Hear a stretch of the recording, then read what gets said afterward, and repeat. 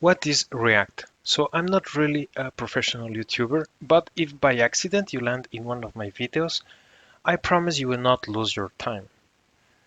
Unless you are not really interested in programming and React. And this is what we will be speaking about. So we will have an overview about React, we will see how it works, and we will speak about hooks. So what is React? It's a JavaScript library, although sometimes it might be also commonly referred as a framework, which is not completely wrong if we speak about the React ecosystem.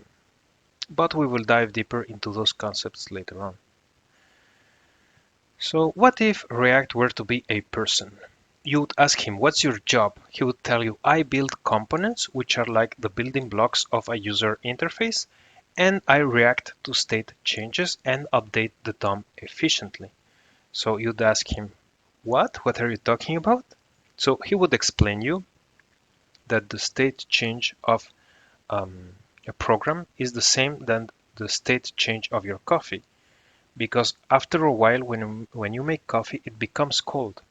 And this is the a state of your coffee that changes from hot to cold because the temperature of the environment of the coffee is colder than the coffee itself. That's what triggers the state change.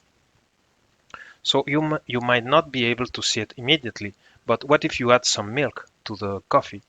That's a color state change, so you will see that. And in the same way, in your application, when you interact with your application, when you click a button, you will trigger some state changes, and some of those state changes have to be reflected in the user interface. So React has to update the user interface according to those state changes. This is why it has to update the DOM, document object model, but the DOM is basically the representation of what you see on the screen. React builds components that are logical, reusable parts of the UI.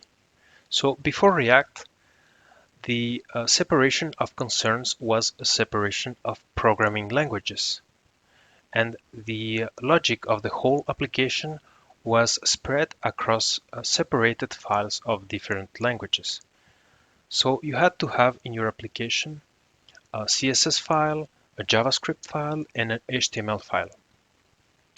But now with React, each component has its own self-contained logic of CSS, HTML, and JavaScript. Each component is a reusable self-contained logic inside the application. So each component can be nested inside each other almost without limits, which allows you to build large and very powerful applications. For example, you have a button component, you have a contact form component, and a page component. And you can put your button component inside the page component, and you can put a button component inside the contact form component, and you can put the contact form component inside your page component. So they are reusable, can be used in the same application or in other application. So each component is like a soup of different programming languages. It's a mix of HTML, CSS, and JavaScript. This is thanks to JS6. Components are written in JS6. JS6 allows you to write your JavaScript, but to put pieces of code that look like HTML inside your JavaScript. JS6 stands for JavaScript Syntax Extension, and it allows you to do that. React is backed by a massive ecosystem of third-party libraries, dependencies, and documentation. We can say the React ecosystem is a framework, but React itself is really a library because you can use only the libraries and dependencies you really need for your application. You have the flexibility of a library. It's not like, for example, Angular.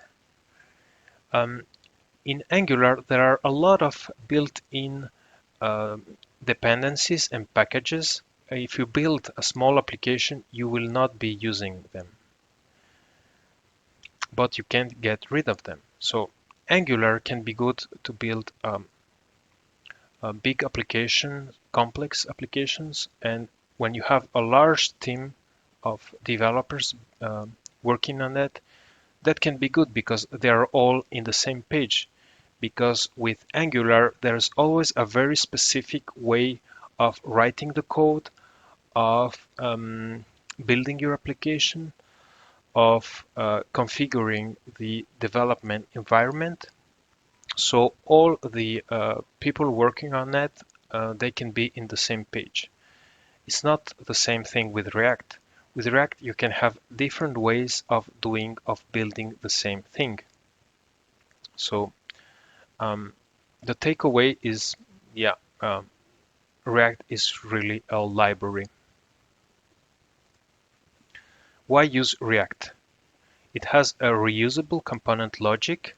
Components can be nested inside each other with no limits. It brings you flexibility, can be adapted to many use cases. There's a massive ecosystem around it. You can build mobile apps with React Native. So if you already know React, you can easily jump in React Native and build mobile applications.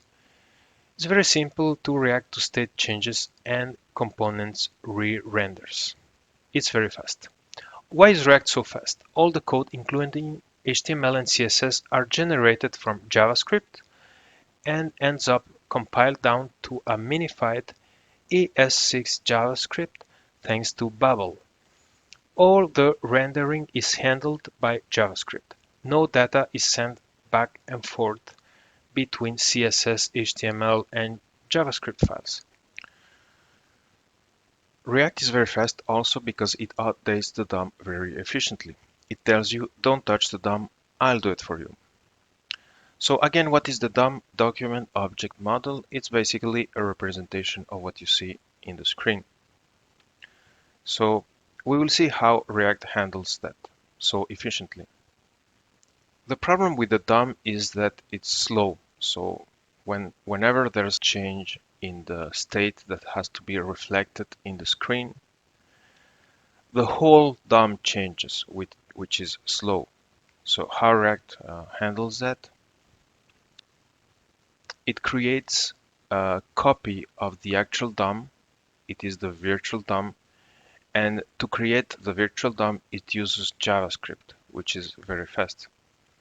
Okay, like we saw before, some state changes will be reflected in the DOM. Other changes in the state will not reflect in the DOM. It's like we spoke before about the coffee. You know, when the coffee becomes colder, you will not see that. But when you add milk in the coffee, that change, you will be able to see that. So again, with an application, some changes in the state, well, you will see that, and the DOM has to be updated. So React creates a copy of the actual DOM using JavaScript. This is the virtual DOM. And whenever there is a change in the state, React compares the virtual DOM with the actual DOM. Whenever the state change has to be reflected, React updates only the part of the DOM that needs to be changed using JavaScript. So to do that comparison, React uses something called the diff algorithm.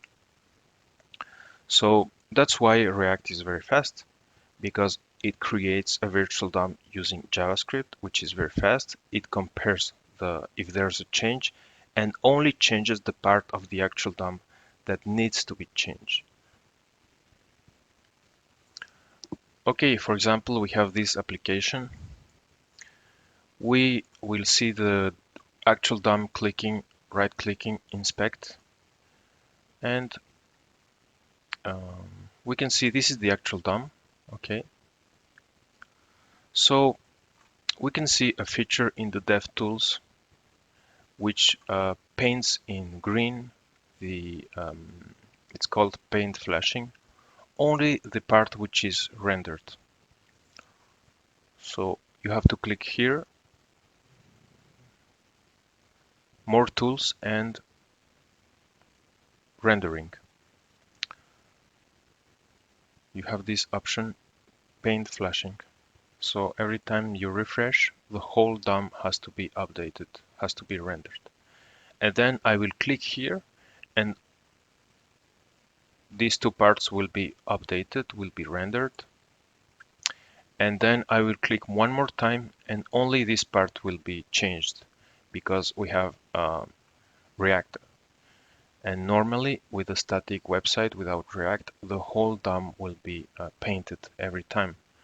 But now I click here and we can see only this part is rendered every time, which makes React very fast. When you write your components with JSX, there is two ways or two styles of writing your code. The old way with class components and the new way, which is easier to write and easier to read, with function components. The function components have now become mainstream, but it's important for you to know there's an old syntax, because if you're looking for troubleshooting your code in, let's say, Stack Overflow, you can find this syntax that still may be adapted to your problem, so you have to try it out.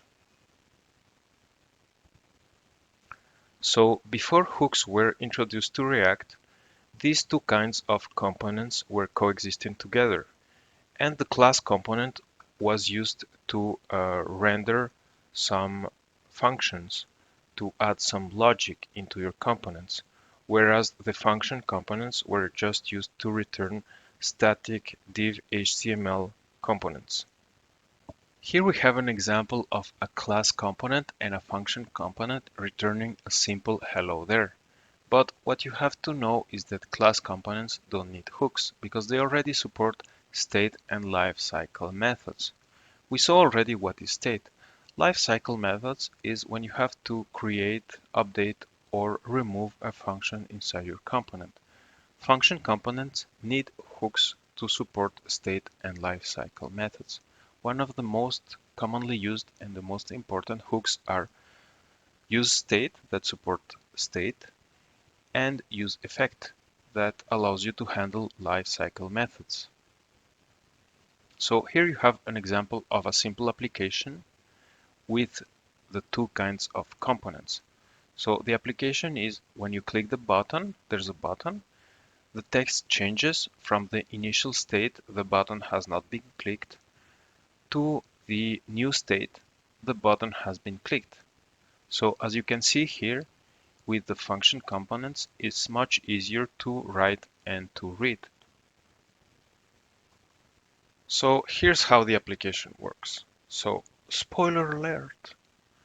What if I click the button? It will change. The text will change to, guess what? The button has been clicked. So here's how it works. The first thing, you have to import useState hook from React. Okay. And in the useState function, you have an array of two items. The first item is reference to the initial value, which is passed here. The button has not been clicked and is rendered in this div. And this is a reference to the new value. The button has been clicked and it will render once the function onClick is run. Okay, when you click the button or when the function onClick is run, the new state is rendered, and this is a state change. Again, click me, the button has not been clicked. After the click, there's a change, the button has been clicked. There you go, this is how it works.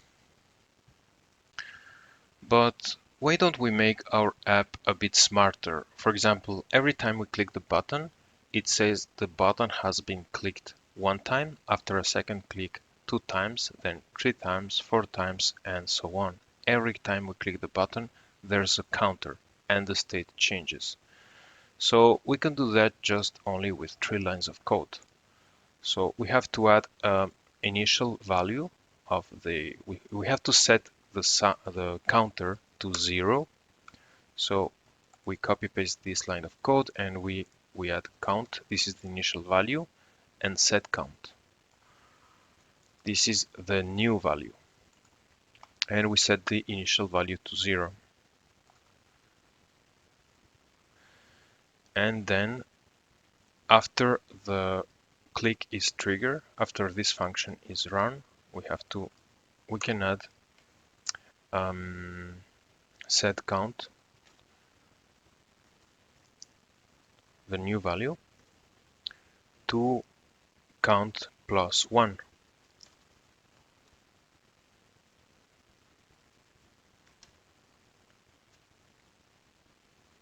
And we have to render that new value. We will render outside the button in a new div.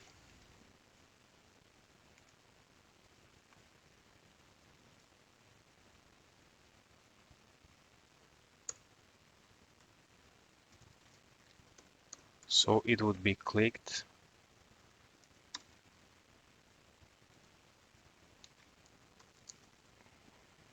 count times. Let's save it.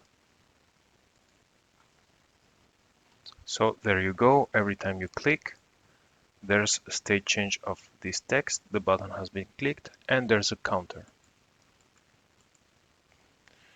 Okay, so now as you can see in this application, we have been using the useState effect in two different values. The button has been clicked and a counter, the number of clicks. So here's the definition of useState. useState is a function that returns an array with exactly two items. The first item is the value. The second item is a function that updates that value. You can also pass in an initial value to useState. Now we are going to see the useEffect hook, and we are going to use it in our application. So every time the button is clicked, the new counter will be stored in the local storage. So now what we want to do is to make our application a bit smarter. It's going to use a memory. So it's going to be the memory of your browser, the local storage. So basically every time you restart the app or you refresh the browser, the number of clicks will be saved. So to do that, we are going to use the useEffect hooks. So there's only two lines of code we have to add to our app. So the first line of code is going to run every time the app restarts or the browser is refreshed. And this is going to set the number of clicks to the number which is already in the local storage. But for there to be a value in the local storage, we have to use another line of code, another useEffect hook that will set the number of clicks in the local storage. And that value will change every time we click. So here we add the useEffect hook. So first of all, we have to import useEffect.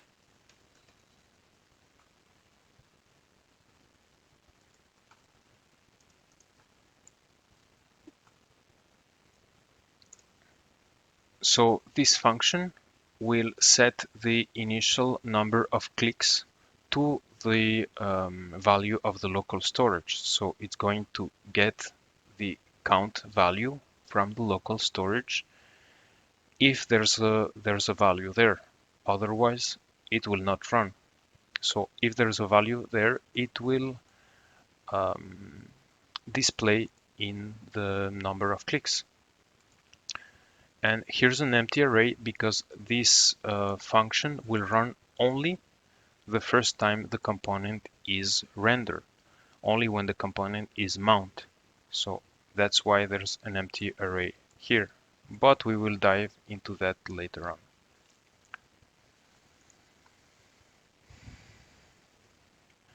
and again, forever to be a value in the local storage so that the first function can run and set the counter to the value which is already in the local storage. We have to use this line of code that will set the new value, the new count in the local storage, and it will run every time the variable will change. So let's click on it. Let's change the state. The button has been clicked one time, two times, 6 times. We refresh it. We have the same value. This is what we wanted to do.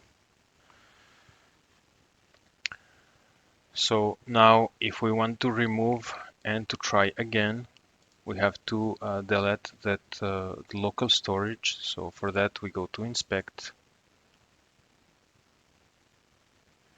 and we click here, application, storage, clear site data, and again we can refresh it. The button has not been clicked. So now we saw what is the useEffect hook. UseEffect is a function that accepts a function as a first argument and an array as a second argument. But when the array is not provided, the function runs every time the component is re-rendered. When the array is provided, but it's an empty array, the function runs only the first time the component re-renders. So we have used an empty array to run the function only the first time to set the initial value to the number of clicks that was already in the local storage. And finally, when you provide a variable in the array, the function runs every time the variable changes. So the function of setting the value of the local storage to the number of clicks run every time you click the button.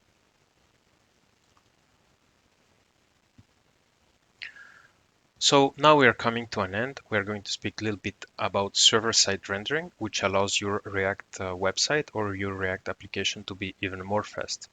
In that case, the initial load is rendered in the server, but interactive features are rendered on the client side.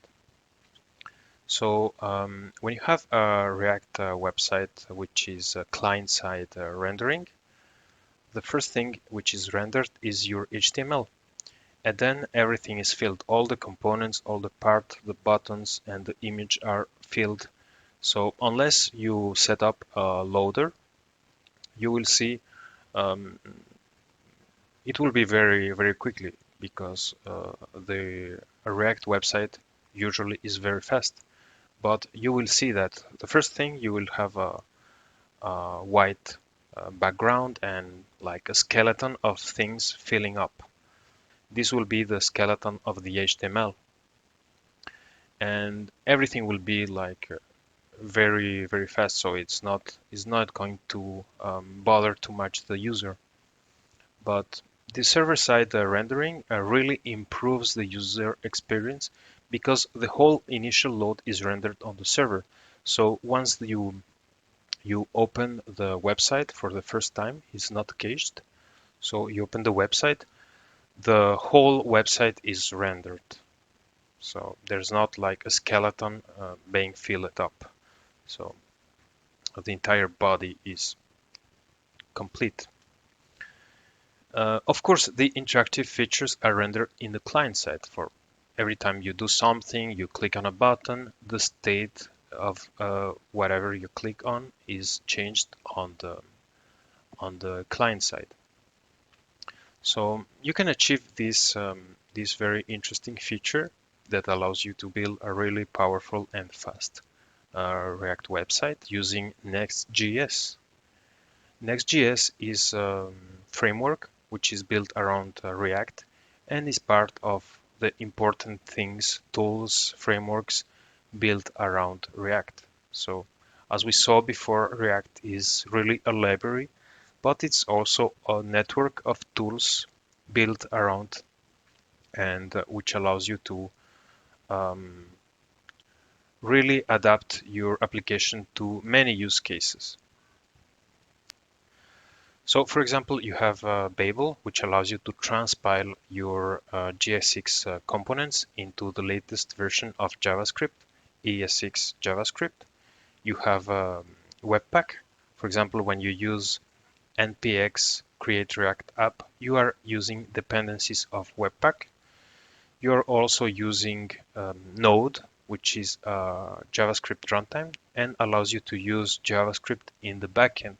So, for example, when you are building your React app, one of the files you will see, you will have some React modules. So usually normally you shouldn't be touching anything of that, but there are the script of for example, to set up the development environment, to build or deploy the app, you will see some different scripts, and all the scripts are coded in the node modules of your React application, and those node modules are written in Node.js.